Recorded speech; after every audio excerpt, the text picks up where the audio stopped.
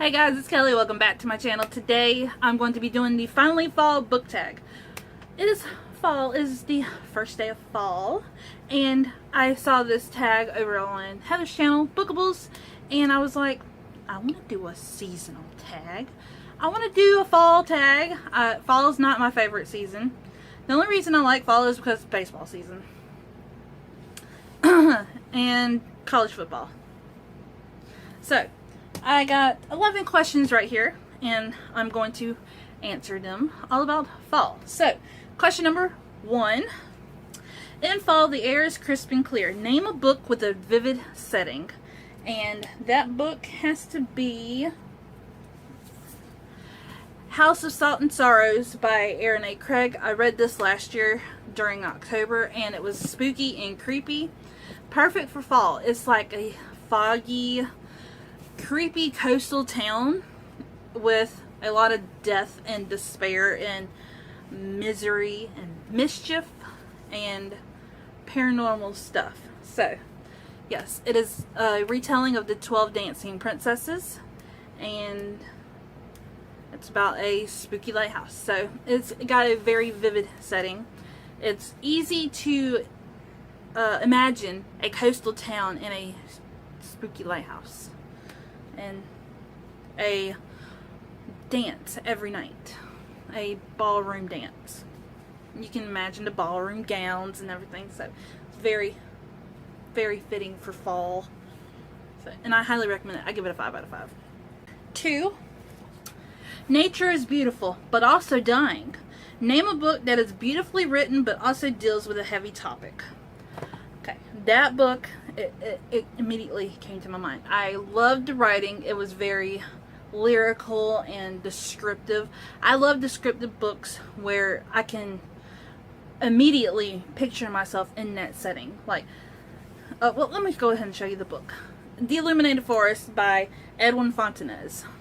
This is about a boy. He's going through the loss of his aunt, and he's grieving bad.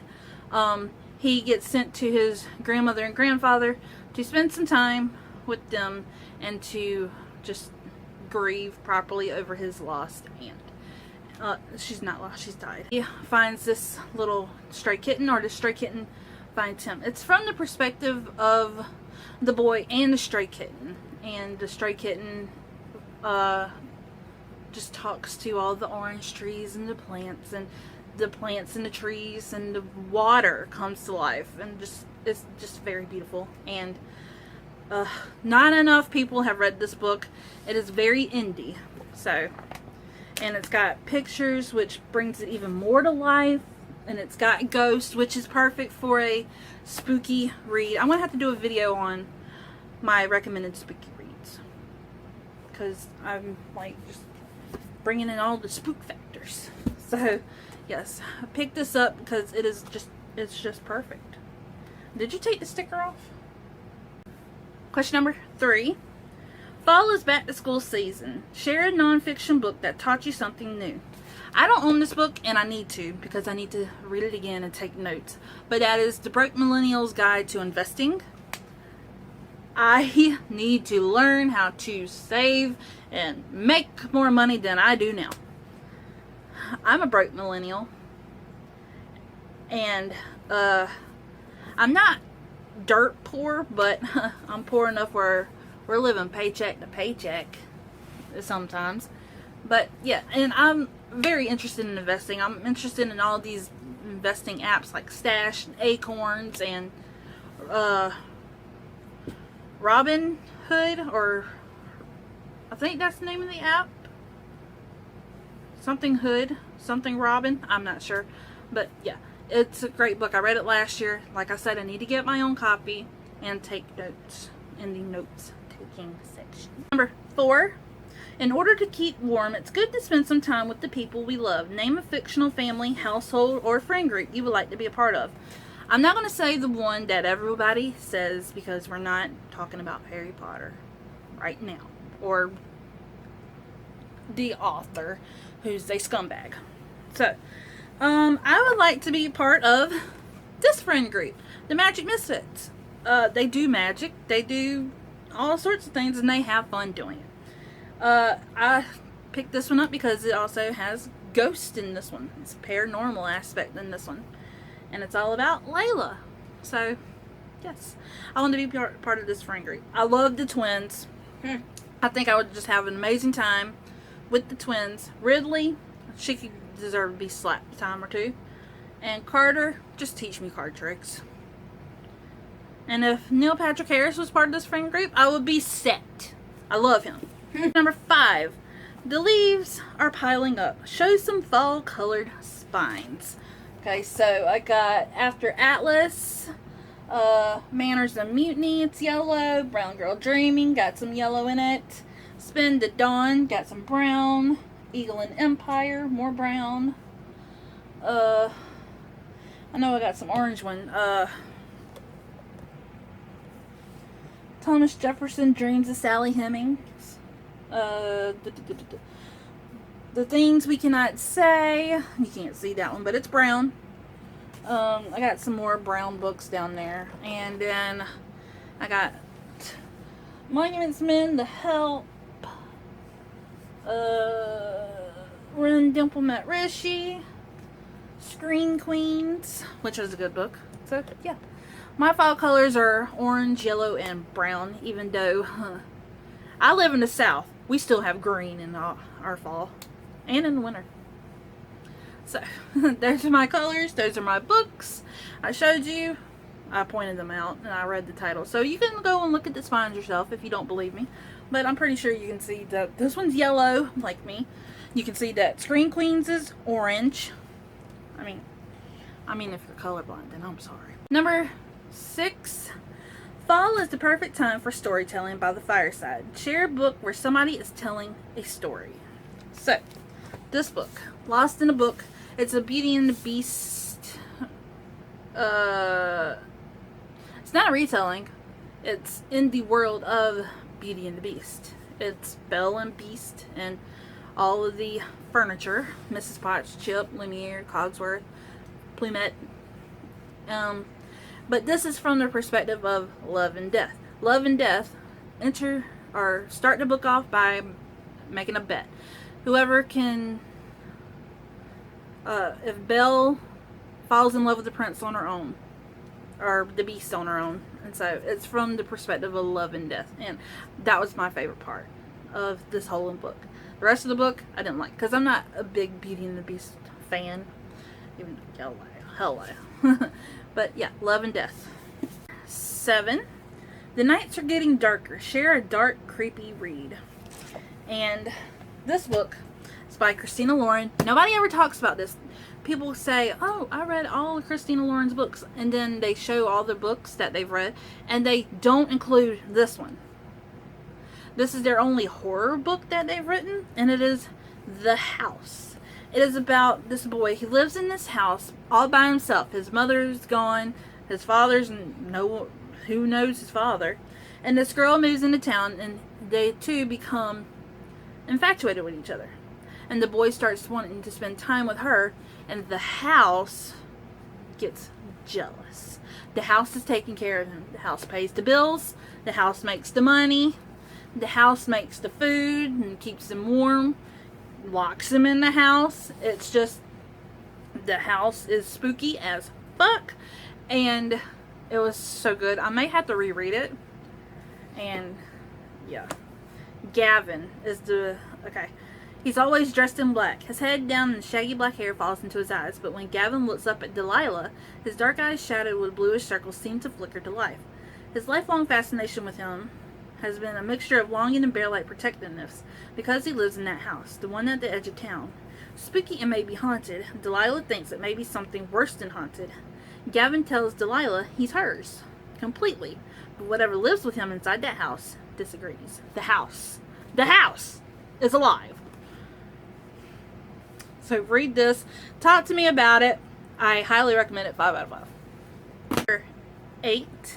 The days are getting colder. Name a short, heartwarming read that could warm up somebody's cold and rainy day. I have 2 books for this one because I couldn't choose. The first one is My Lady Jane. It's not short, but It is a very quick read. You'll just fly through it. And it's funny as hell. I laughed so many times. It's got a magical element where the people turn into they're shapeshifters. They turn into animals. And some people who can't turn into animals, they are against the people. And this is about Lady Jane Grey, the 9-Day Queen. Then she was off with her head. And about her husband, Gifford. He turns into a horse. So, yes. I highly recommend this. This was my favorite out of the Lady Janies. I still need to read My Calamity Jane about Jane and Annie Oakley. So, yes. Read this. I just got done reading My Plain Jane and I gave it a 4. It's not my favorite. But it had the ghost element. So, yes. And then the second one, I love it. I want more books by this author. I cannot wait for the next one to come out. It's a middle grade. It came in Aries March 2019 Alcrate Junior Box, and it just stuck with me. I've laughed so much, and that is The Simple Art of Flying by Corey Leonardo and Alistair and what's the sister's name? Aggie. So it reminds me a lot about Rio because they're African parents and not blue macaws. And it's just like, and it's got a little old lady named Albertina Plotke, and she just lost her husband. She's writing these letters to her husband about her son who just wants her to move out of this house. She's got a cat. She's got a goldfish that lives forever. And yeah. Alistair is trying to make the cat's life miserable, and it's great. And just thinking about it, it's hilarious because we keep thinking about the one scene where the puppy whizzed on her loafers. And the tip of Tiger's tail got stuck under the window frame. Yep. This is just a great book. Read it. Oh. And it's got letters. It's from the desk. It's from the desk of Albertina Plotke. It's just great. I forgot the little puppy song. It's got poems. It's just, it was great. So, yes. Pick this up. Jingle Fleas, wasn't it? Jingle Fleas or something? Crap. We sung it all the time and now I don't remember it. Jingle Fleas, Jingle Fleas. No. Deck the halls with fleas and fur balls. Number 9. Fall returns every year. Name an old favorite that you'd like to return to soon. So, this is where I leave you. I love this book. 5 out of 5. It's about this family. The father dies and they have to sit Shiva for 7 days.